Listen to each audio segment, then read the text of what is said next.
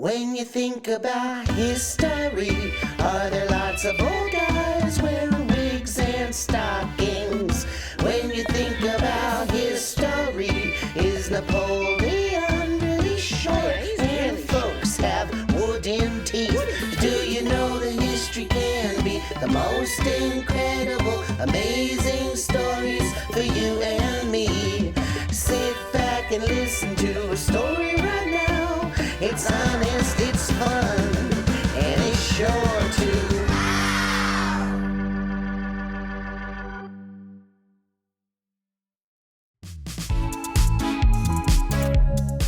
Hi, young historians. Welcome to another episode of Anytime Now. I'm Brooke, co-founder of Honest History. Are you as excited about this episode as I am? I sure hope so. We're about to dive into another story-filled adventure and learn something new. And remember, by learning more about the past, you can make a positive impact on the future. So pack your bags and let's go.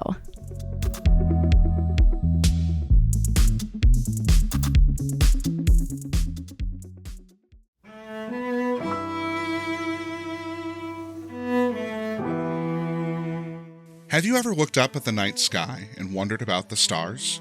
That's exactly what a woman named Wang Zhenyi did nearly 2 centuries ago. This famous astronomer lived in China during the Qing Dynasty. In a time when women were discouraged from learning about the sciences, Zhenyi dared to be different.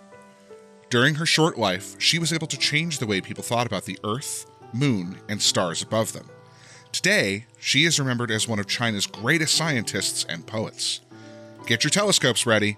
In this episode, we're learning all about the famous astronomer, Wang Zhenyi. Let's travel back nearly 250 years ago to Nanjing, China. Here, you will find a bustling city with an ancient history. For centuries, Nanjing had been the capital of China's ruling dynasties. And while it was no longer the capital in 1778, it was still a center of education and culture. Back then, you could walk by a building and hear the thumping noises of a printing press.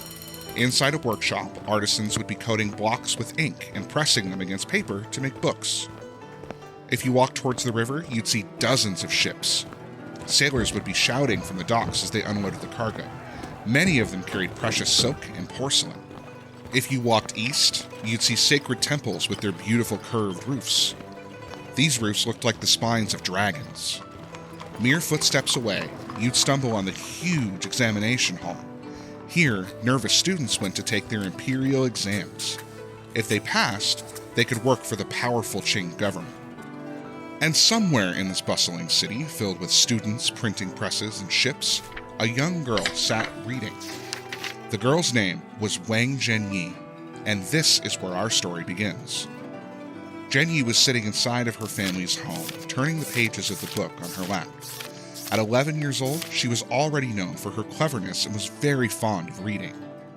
As she sat quietly looking at her book, her father suddenly came into the room. His face was sullen. Zhenyi knew that he had bad news to tell her. "I'm sorry, Zhenyi. Your grandfather has passed away," he said sadly. The news was very hard for Zhenyi to hear. Her grandfather had taught her so much. In fact, he was the very first person to teach her about the stars and planets. He is the reason why she loved astronomy. She hadn't seen her grandfather recently. He had once served the Qing Dynasty as a governor, but he had lost his job and was banished to a faraway place called Jilin. Zhenyi, her father, and her grandmother collected their things and began their long journey to Jilin. They traveled thousands of miles, crossing rivers and climbing mountains. Her grandfather's funeral was going to be held near the Great Wall of China. Up in the hills, Zhenyi could spot glimpses of the wall's gray and brown stones. The Great Wall took over 2,000 years to build and stretched over thousands of miles. After the funeral, Zhenyi and her family decided to stay in Jilin. Over the next few years, the young girl would learn everything she could in her new home. Although her grandfather was gone, he left behind more than enough to help Zhenyi continue her education. Inside his home, Zhenyi could explore his huge collection of books. There were 76 bookcases filled with knowledge, and she was eager to read every page. Zhenyi was lucky to have such an amazing library inside her family home. It meant she could learn about the world, and that was a luxury most girls did not have. You see, Zhenyi grew up during the Qing Dynasty, and at that time, girls were not allowed to go to school. In the 1700s, very few girls were educated, and if they were, they had to study at home. A girl's education also looked a lot different from a boy's education. Girls were not encouraged to learn about astronomy, mathematics, or writing.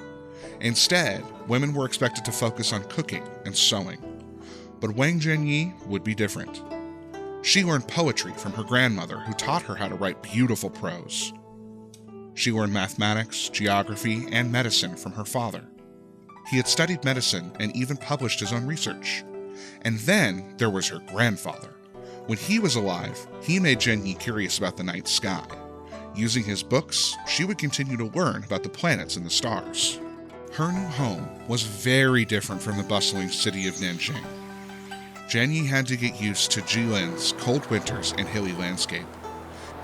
Eventually, she rode on horseback and met people she never would have met in her old home. The wife of a Mongolian general named Ah taught Zhenyi archery and equestrian skills. She could not have found a better teacher than Ah.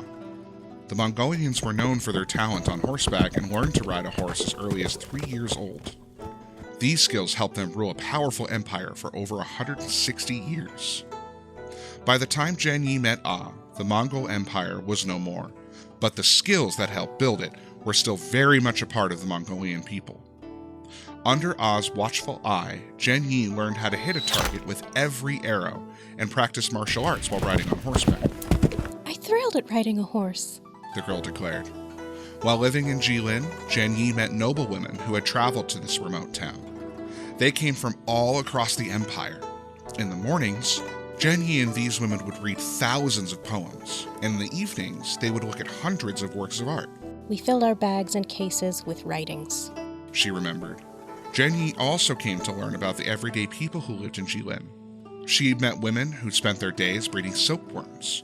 These worms required great care, and the women made sure that the small creatures were fed properly. The women then harvested the worms' delicate cocoons, which were woven out of fine thread. These cocoons were transformed into silk. Zhenyi also met women who spent their days washing clothes. Their hands had hardened from hours of scrubbing heavy cloth. Zhenyi recognized the difficult work these women did to survive. This is how she spent her time in Jilin. She read, wrote, trained, and learned all she could about the world and the people around her. As she got older, Zhenyi grew confident, and those who met her quickly recognized her intellect. As a woman, she would face many obstacles, but she was determined to leave her mark on this world. I once compared my ambition to a kind even stronger than a man's.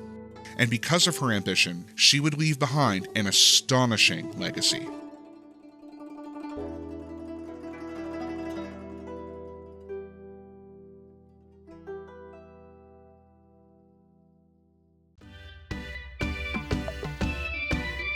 Hi friends, are you enjoying today's episode? I'd like to take a quick break from the story to tell you about another great place to learn about the past.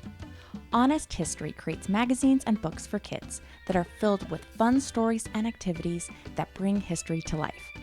From pirates to spies to great inventions and so much more, you'll learn about interesting people, places, and events from around the world that made history. Created for kids ages 6 through 12, you can sign up and receive new adventures delivered straight to your doorstep every quarter. Just visit honesthistory.co. That's honesthistory.co to sign up today. Oh, and here's a special offer for our podcast listeners. Use code ANYTIMENOW for 10% off. Again, that special code is ANYTIMENOW. Okay, let's get back to the story.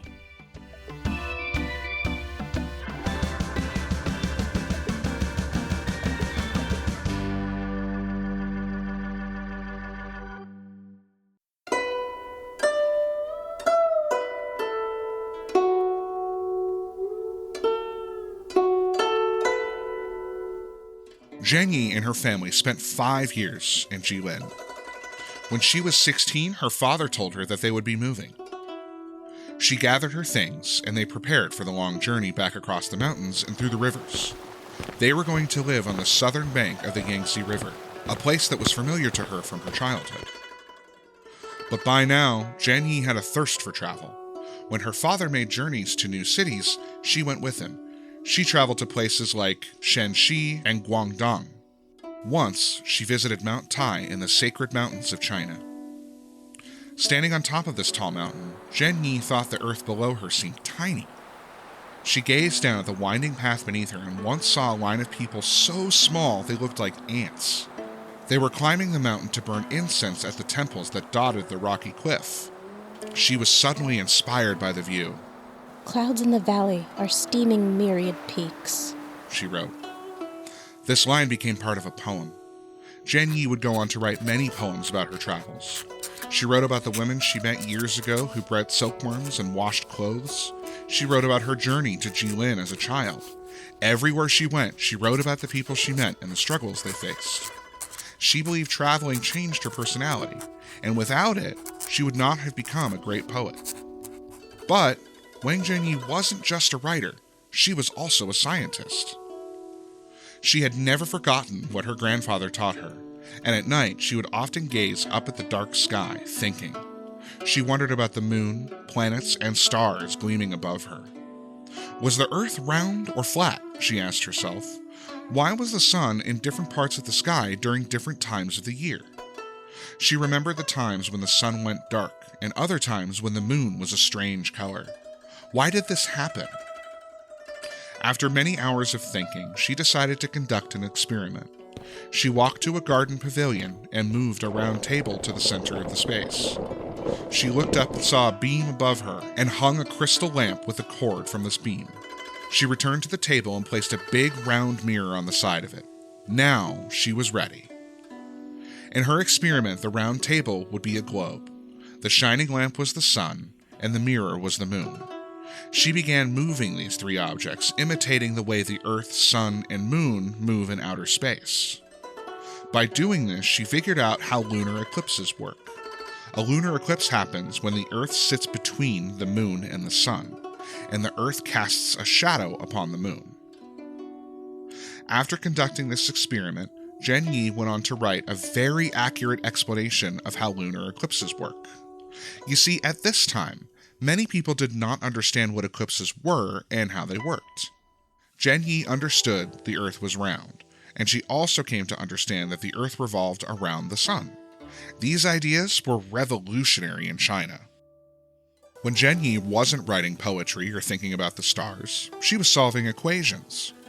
She would spend hours with her pen, writing down numbers and trying to solve mathematical problems. She wanted to find a way to make math easier for beginners. She discovered simpler ways to multiply and divide numbers, and rewrote old textbooks so they were easier for students to understand it. It was very challenging work, but she persevered. There were times I had to put down my pen and sighed.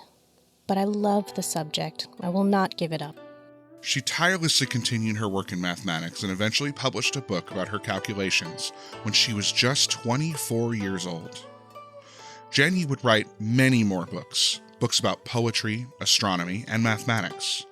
Her close friends and family marveled at her talent and determination. Chinese society discouraged women from learning about the sciences, yet Zhenyi had not let this stop her. When talking about learning and sciences, people thought of no women. They thought women should only do cooking and sewing, and that they should not be bothered about writing articles for publication, studying history, composing poetry, or doing calligraphy. Zhenyi believed men and women had the same reason for studying. They were all people who wanted to learn about the world. Zhenyi soon realized her life would not be long. At the age of 29, she gave all of her writings to her best friend for safekeeping. Shortly after this, the brilliant scholar passed away. Historians do not know how or why Zhenyi died.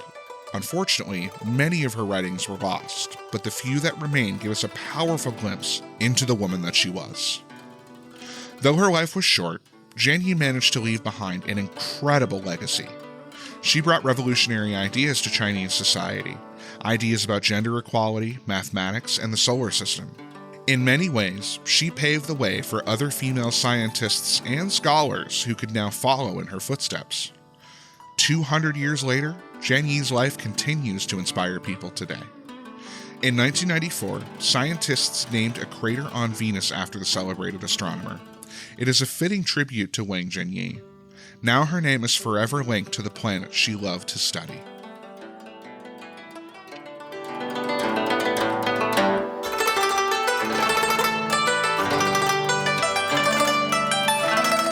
Welcome back! What did you think of today's adventure? We hope you learned something new.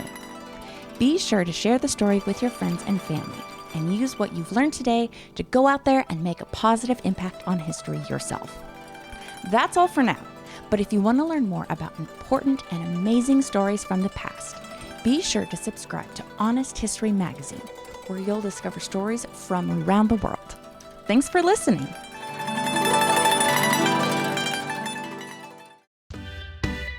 This episode was narrated by Randall Lawrence and written by Heidi Coburn. Production was led by Robot Pirate Media.